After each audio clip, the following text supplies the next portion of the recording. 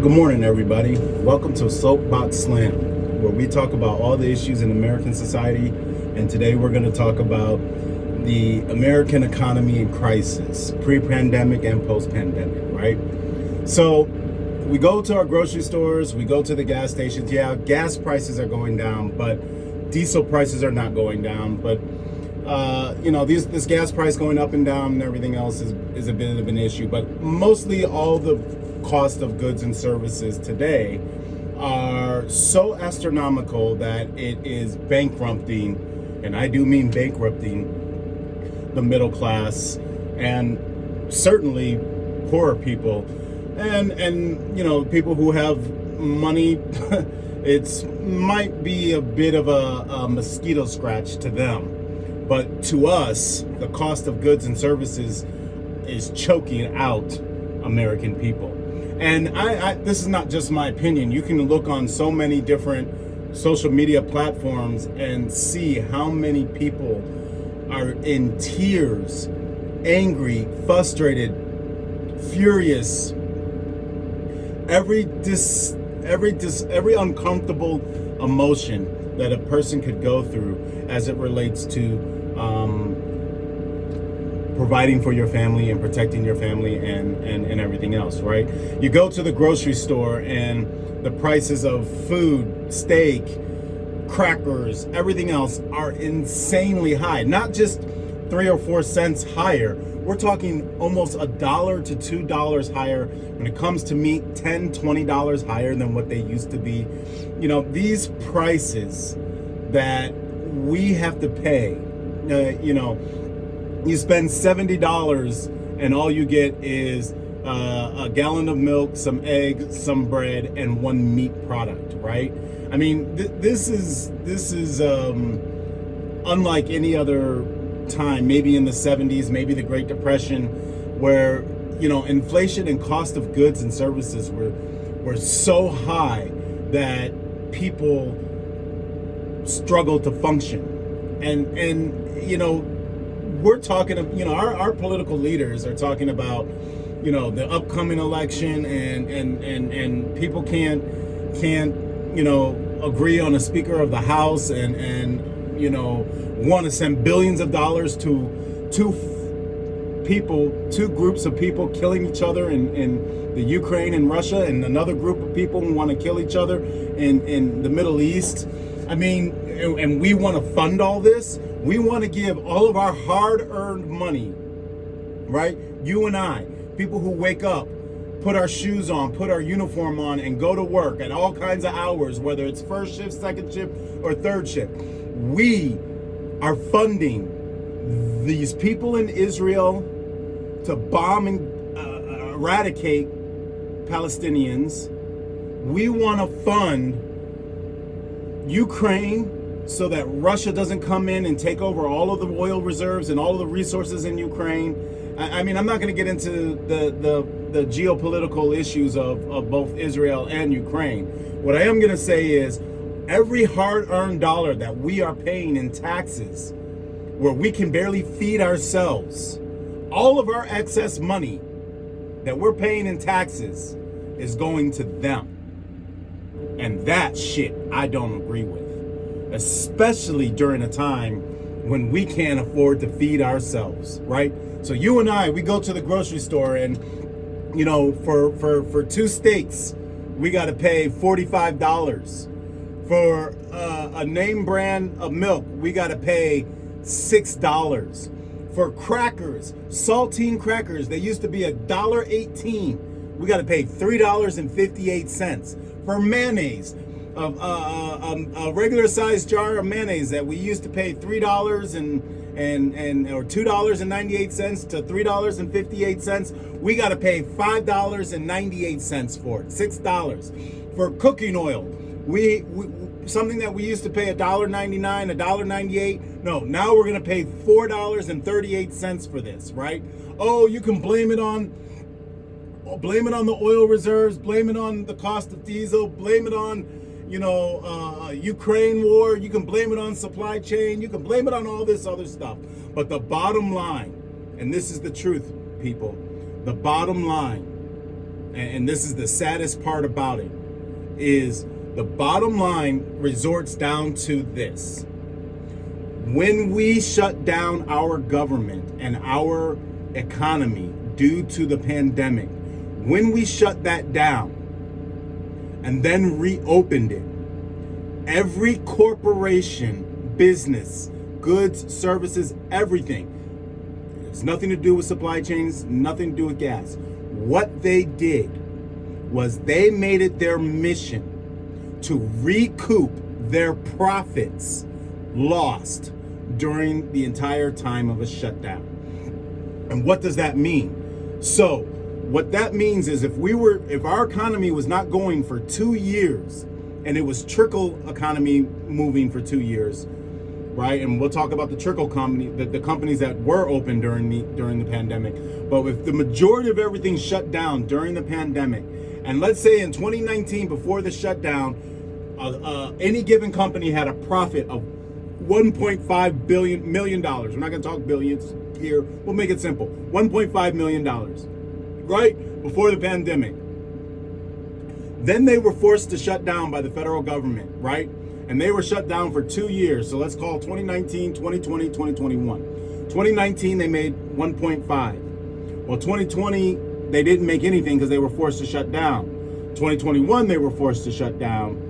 So when they reopened in end of 2021 into 2022, they jacked up their prices so high to the maximum threshold because they wanted to recoup for 2020 the same amount of 1.5 million they wanted to recoup for 2020, and then they wanted to recoup 1.5 for 2021.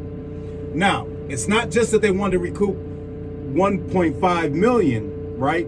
Because companies today don't go year to year and say that that's each year look at their profits and say that's the profits that we made for that year. What companies do today, and I think it's a sick business model and sick practice, and it's a part of the problem in accounting and a part of the problem in our economy today, right? They don't take a given year and say, this is the profits for the given year. What they do is they say, in 2020, or let's say in 2019, we made $1.5 million. So in order for us to be profitable in 2020, we need to make $1.6 million. Otherwise, we're not profitable. We didn't make any money, which is a scam. Which is a ruse and a scam, and when they report it like this and they talk to you like this, it's really corrupt, right? It's fuzzy math, because they do not look at each year as an independent year of profit. They take the baseline of the previous year's profits, and that's the new model, and so that is zero, and it has to be above that for them to call themselves profitable, right? It's this idea that the only way to be profitable is in one given year, you take that profit, make it zero, and then the following year, you have to make more than what that profit was from the previous year in order to be profitable. Again, 2019, I made 1.5 million.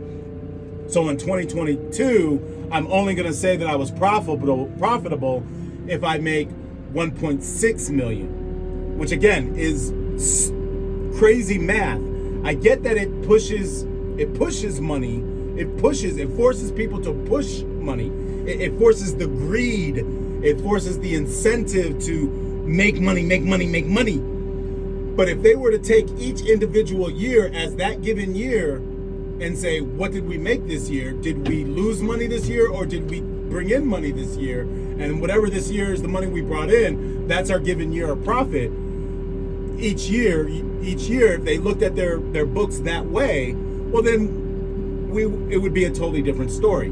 So I say all that to say, these companies, when they reopened after pandemic, what they did was they jacked up the prices to the maximum point that they could, and they're doing it for as long as they can so that they can backtrack for 2020, 2021, and say, okay, now we made up the money for 2020 and it wasn't 1.5, it's 1.6. So we were profitable now. And then for 2021, it wasn't 1.6, it was 1.7. So we were profitable now. So 2023, we got to make 1.8 and we're profitable now. And then 2024, now we're, 2023, now we'll go to 2024. So that is why these prices of goods and services have been maxed out to the point where they have choked out you and I, right? That is the reason. Now, the other coin to that, the other side of the coin to that is what these companies also did is they choked out supply. So basic supply and demand says if your supply is high, the demand is low, prices are low, right? But if the supply is low and the demand is high, then you get to raise the prices to try and tamp down demand, right? If the prices keep going up on the things that everybody wants, then they no longer want those things or they can no longer afford those things. So then the demand goes down and then you start to increase the supply of it because nobody's buying it. The supply of it goes up. Not necessarily. What the companies have also done to maintain this profit margin that they want is they've maintained a chokehold on supply. They blamed it on supply chains, they blamed it on trains, they're blaming it on diesel fuel, and we'll talk about the diesel fuel in a second. But they blamed it on all these other things to sidetrack you and make you believe and give a pass, right? Okay, we'll tolerate some of these high prices. That makes sense. So, okay, we'll hunker down. We'll take this burden because that makes sense. Don't drink the Kool-Aid. The issue was and is still to this day. That's why when you go to the stores, you see all of these products that some of the shelves are empty on high demand products while, you understand what I'm talking about, right? Like you go into the store and you still see shelves empty and everything else because they're choking out these high demand items. They're choking them out by keeping the supply down so they can keep the price up, right? Now, where do we go from there, right? Like, so that's basic supply and demand, right? So they're able to maintain these high prices because they champ out, this is deliberate. This is not an accident. They say it's supply chain and they say it's the cost of diesel fuel, right? Well, let's talk about that, right? That is, again, when you really think about the issue of diesel fuel, right, and that being the cause of the prices, you have to take into a lot of things into consideration. There are a lot of variables, but there's still the micro economy and then the macro economy, the larger picture, right? So we can look at the gas price and say, oh, it's so high for me to pay for gas, it's so high for them to ship stuff across the country, and diesel, and okay, these gas prices are a problem, but we're gonna keep up, we're gonna tolerate this, it's choking us out, we're gonna tolerate. But let's be real about this. On one given 53-foot 18-wheeler semi-truck, one truck trailer, right? They don't ship all toilet paper on one 53-foot diesel truck, right? That whole truck that you see on the road every day, these 18-wheelers that we used to honk, and they would honk the horn when you drive by, right? All of those trucks, right? They do not ship just toilet paper in those trucks. They don't ship just crackers in those trucks. They don't ship, there's not a 53-foot truck that is filled to the back with nothing but toilet paper.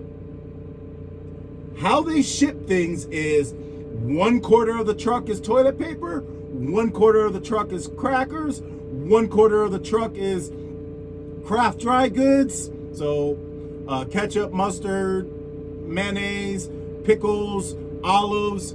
1/4 of the truck is divided up into all of these different products. Why does this matter? It matters because every given truck that is being delivered is delivering several different products.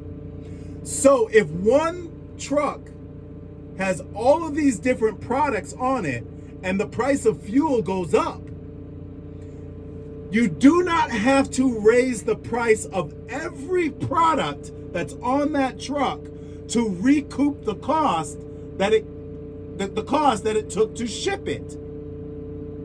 You don't have to raise the price of the toilet paper, the craft goods, the crackers, and everything else $2 whole on each one of those products in order to recoup the cost to ship it. But that's what they've done. That's how they're staying profitable. That's how they're raking in huge profits, right? Because they blamed it they're blaming it on diesel price, but the trucks are not shipping one good, right? If we had 1 million different trucks shipping one good, and then the price of fuel went up. So if that truck had only toilet paper and the whole truck was nothing but toilet paper, then yes, the cost to rise the price of toilet paper to make up the difference to ship it all, you could see how it could be a lot higher. Not $2 whole. Not $2 whole. Because for every toilet paper sold, there's a recouping cost to ship it, right? Every single piece of toilet paper that's sold, it's recouping the cost. So to raise the cost of mayonnaise $2 from what it used to be prior to pandemic, and then every person is buying a bottle of mayonnaise, not only have they recouped the cost in diesel fuel to ship it, but they're recouping the cost of the monies that they lost for previous years.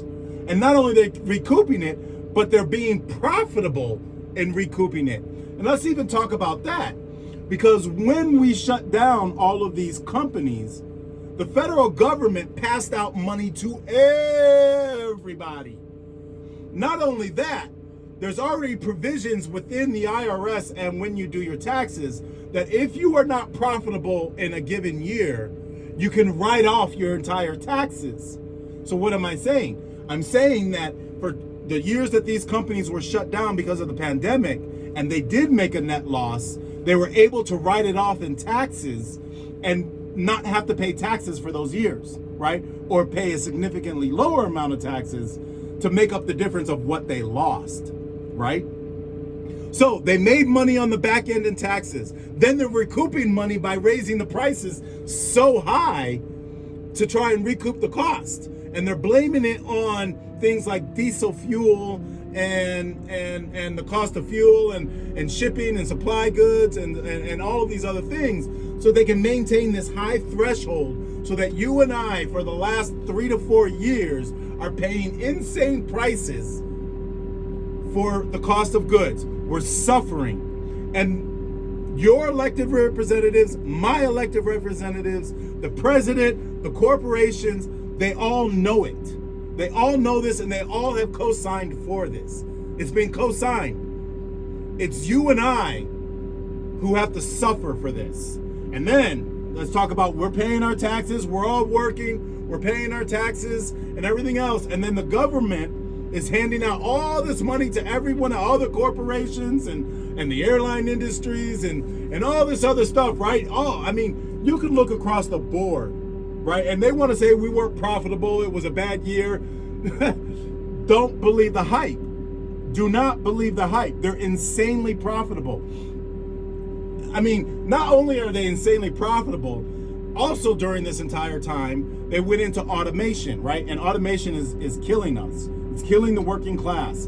And that's a whole nother discussion, and I'll talk about that on my next SoapBox Slam. But it is killing the working class, and we're in a lot of shit. Because what automation has done with the self-checkouts and everything else is it allowed the companies to also keep the prices high, and they don't have to pay labor costs, right? They don't have to pay people. They only have to pay stockers, right? They don't have to pay people now to check out anybody in those lanes anymore. So now they've made more money. They're making more and more money because now they don't have to pay healthcare. They don't have to pay any of those stuff due to automation. But when they did all this, did our prices go down? They sure didn't. No, quite the opposite. They went up. So the amount of profits that they are making based on all of this is exceptionally high. And you and I are being choked out. Just choked out. That's what's happening in our economy. So I present some of the problems, and it's a big discussion, and we could talk for a whole another hour about this. It's a big discussion, right? And there's a lot of details that we can go through, and I went through a lot.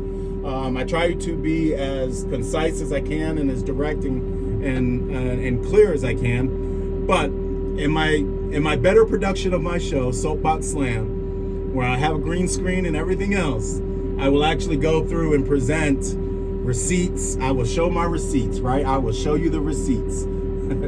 So, how do we solve the problem? There are several ways that we can solve this problem, right? The most drastic way that would actually slam, and I mean slam the fuck out of the companies and our elected representatives, would be to do an absolute boycott.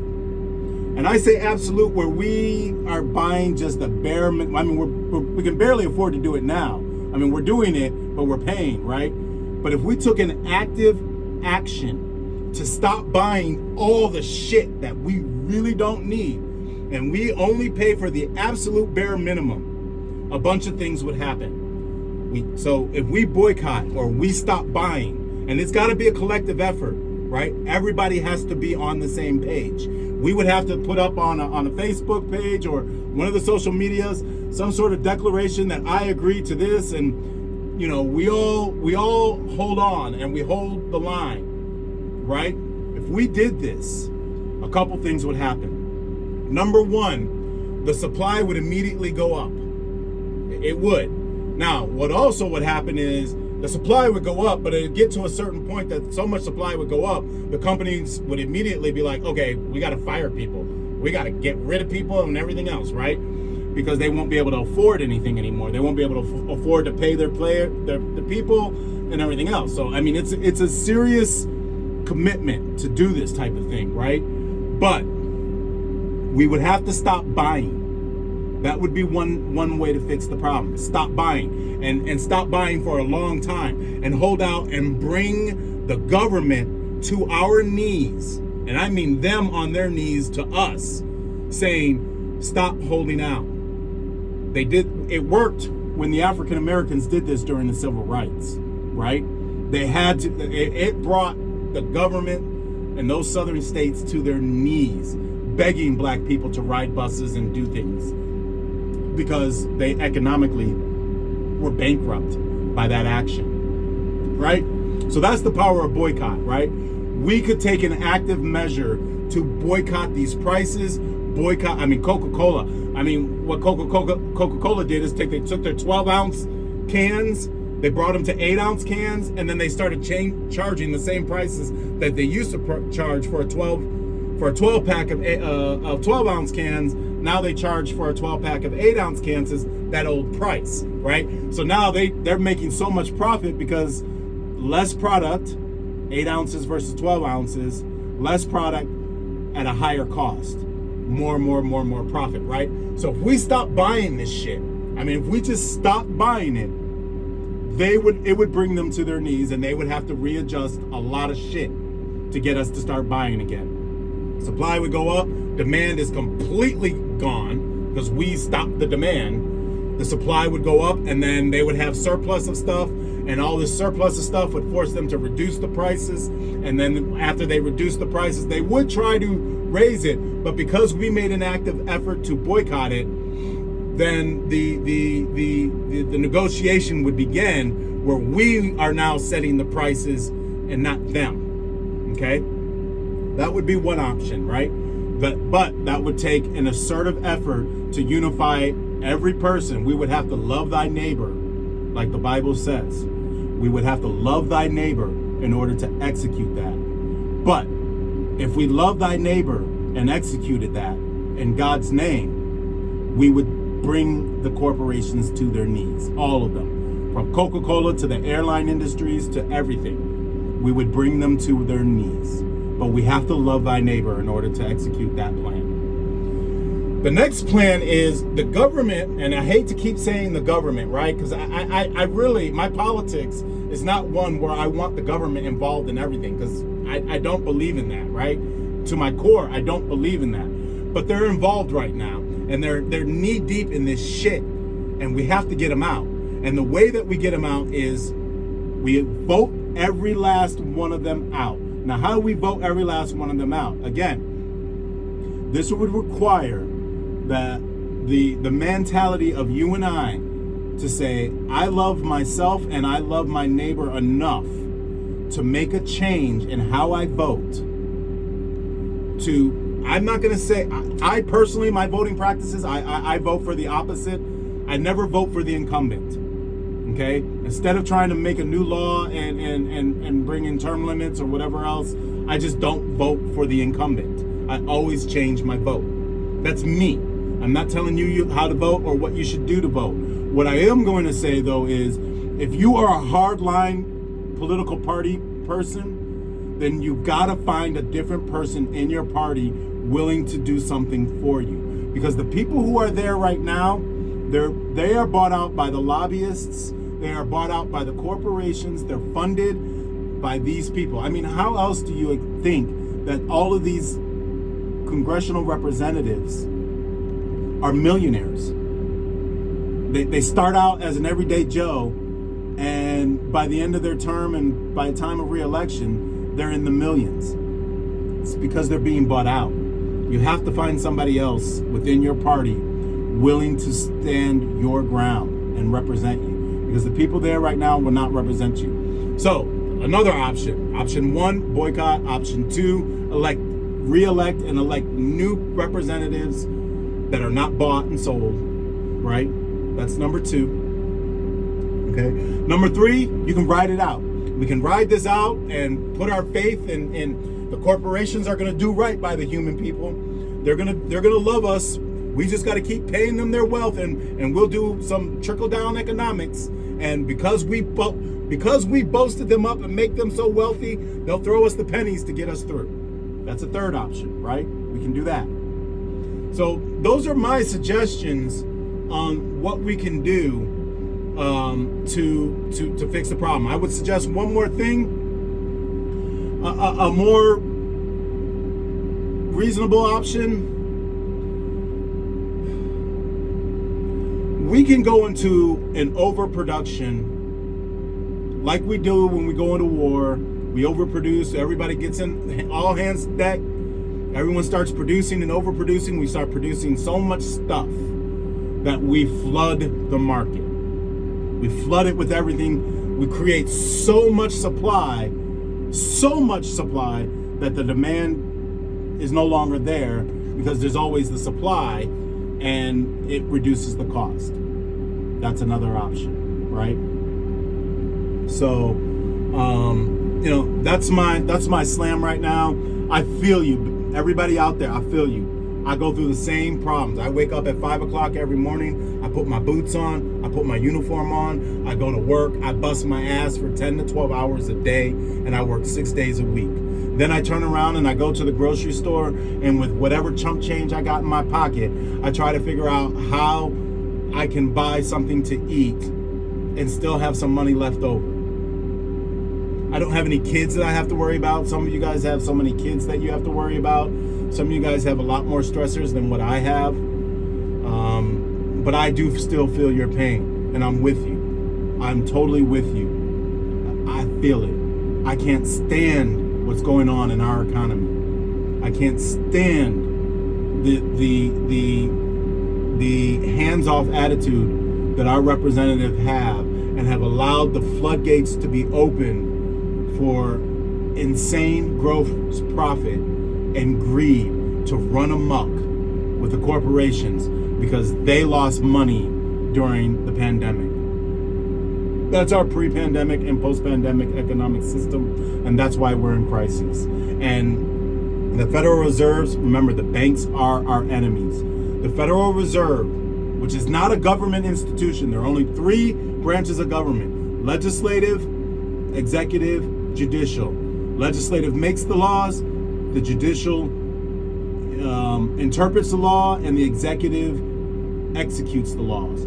There's no banking branch of the federal government. The Fed, which is just a name, that bank is fucking us and not even kissing us. And their running of this economy and interest rates and all this other stuff is, they're fucking us. They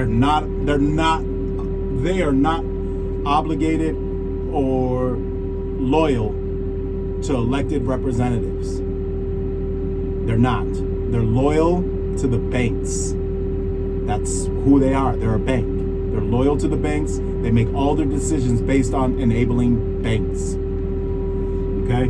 So them tamping down interest rates and raising interest rates and everything else, that's all a scheme. That's all a scheme for our economy. The basic economy is as simple as supply and demand. Supply goes up, demand goes down. Supply goes down, demand goes up. The trick to an economy is to keep supply and demand at a threshold where they're balanced, right? Homeostasis balance, right? Symbiosis balance, right? That is the trick. You can keep it down here or you can keep it up here, but wherever you keep it, you got to keep it balanced. It's not balanced right now, and that's why we're suffering.